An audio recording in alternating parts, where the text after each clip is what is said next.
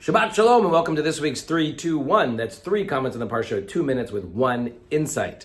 This week, the Parsha itself gives us our starting place, Parshat Kedoshim. And the first few psukim, it says, kedoshim tihiyu. You shall be, must be, could be, will be holy. Some have named this the mission statement of the Jewish people, our core principle. It, as a big concept, feels great and wonderful, and then it also gives us specific ways we might find our path towards this holiness. And I'm going to give you 3 of them that the Parsha mentions, and then something to hold on to at the end. The first is honor your father and your mother. It's in the 10 Commandments, but it brings it back here specifically as a means of being holy. One of the beauties about this idea, one of the great things, is that we as children often feel the need to prove our parents wrong, that we are right. And this is a reminder that oftentimes that leads to extra conflict.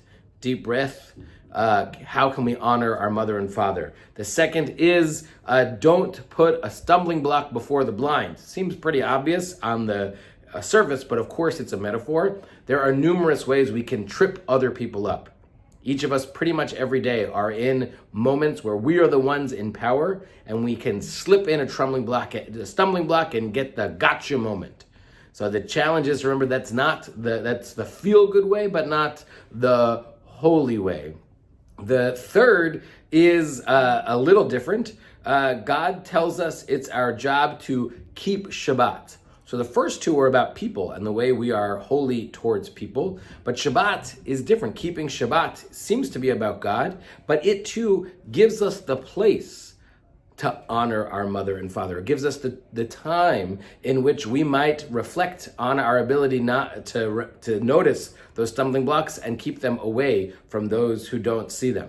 So our one insight is that ultimately what God is doing in this Parsha is giving us a tool to feel really proud of our choices.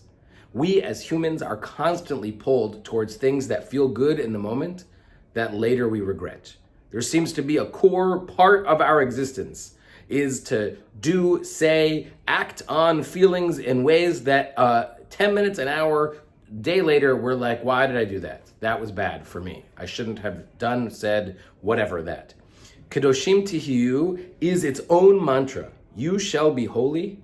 And do these things gives you the ability to pause and notice those moments and say, no, I don't want this. I'll regret it later. This week, I wish us as much holiness as we can muster in our lives. Shabbat Shalom.